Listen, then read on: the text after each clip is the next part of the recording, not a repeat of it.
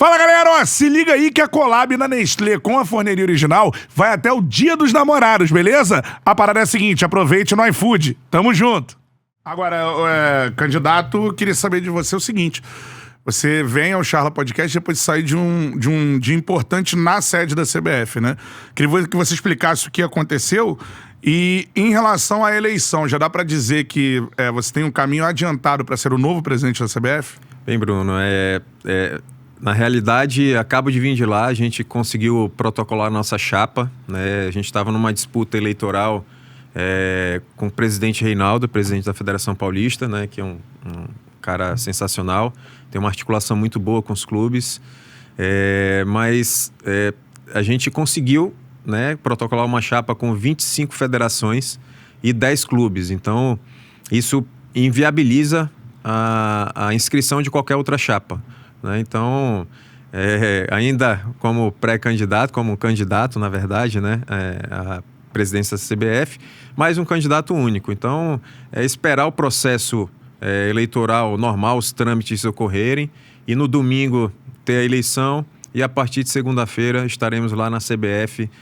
fazendo uma análise minuciosa para dar início ao nosso trabalho, que é um trabalho de renovação e de muita mudança no futebol brasileiro. Com certeza, só para explicar para nossa audiência, né, como é que é feito o processo eleitoral da CBF, no mínimo você precisa para colocar a chapa como candidata de fato, homologar a candidatura, você precisa de pelo menos 8 federações, é isso? Exato. Você conseguiu o apoio de 25, ou seja, restam aí duas apenas, né? Que é a Federação Paulista e a Federação de Mato Grosso.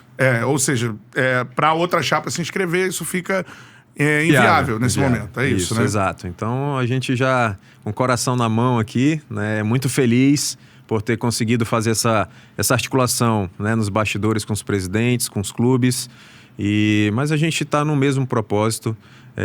O que nós queremos mesmo é ter essa mudança, ter essa virada de chave do futebol brasileiro, e eu acredito que trabalhando todo mundo em conjunto a gente vai conseguir chegar lá. Além das 25 federações, também só 10 clubes, né? Citar os clubes, né? Que são os 10 clubes que também manifestaram apoio ao Samir Chaúde: Vasco, Botafogo, Palmeiras, Grêmio, Remo, Paysandu, Amazonas, CRB, Volta Redonda e Criciúma, esses 10 clubes, além das 25 federações, é isso, né? Exato. Esses 10 clubes que a gente teve o contato mais próximo, direto, são pessoas que também já me conheciam do meu trabalho, da minha história, e confiaram nesse projeto, confiaram na gente e entraram de cabeça conosco aí. E só para dizer que o presidente Reinaldo, também da Federação Paulista, também convidado a participar aqui do Charla Podcast, né? Que, enfim, fazendo parte desse processo. Era outra chapa, né? Eleitoral seria outra chapa, tinha a intenção da candidatura também. Vai, Betão. Pro torcedor comum, né? Torcedor brasileiro comum,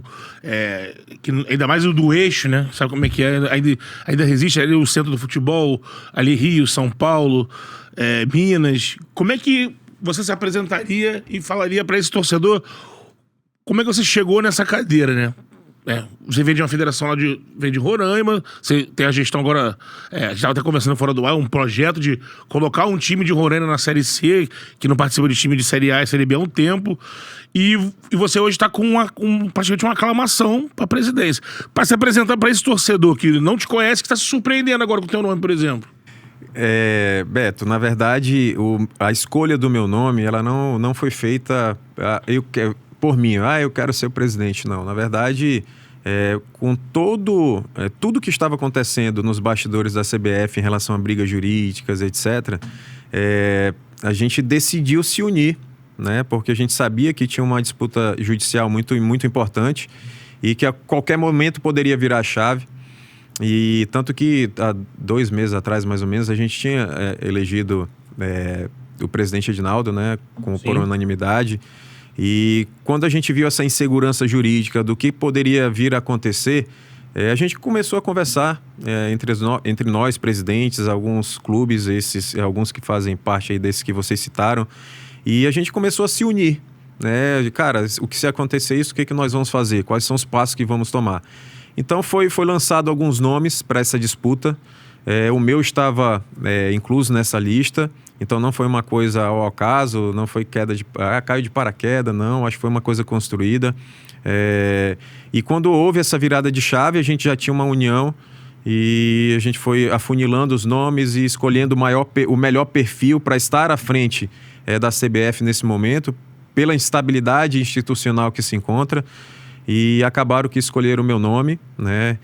Falo para você que na hora, né, fui pego de surpresa, mas acreditei em tudo que me falaram, do meu potencial de gerir pessoas, de comunicação, pelo trabalho que eu estou executando à frente da Federação Roraimense, apesar de ser uma federação pequena, mas é uma federação que nesses últimos 2 anos, com a minha entrada lá mais intensa, a gente fez uma revolução no futebol roraimense. Então, os campeonatos mais organizados, a gente teve a modernização do nosso futebol, né, com a questão dos árbitros de fora, a implementação do VAR, a gente começou a capacitar mais a nossa arbitragem.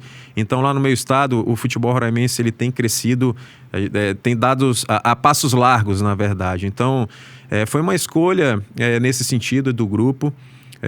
Fiquei, como eu te falei, surpreso, lisonjeado, muito orgulhoso de terem me escolhido para esse posto, mas eu sempre falo, não é o Sami sozinho, né? A gente tem uma gama de profissionais ali por trás que vai estar trabalhando em conjunto para a gente conseguir colocar o futebol brasileiro onde deve.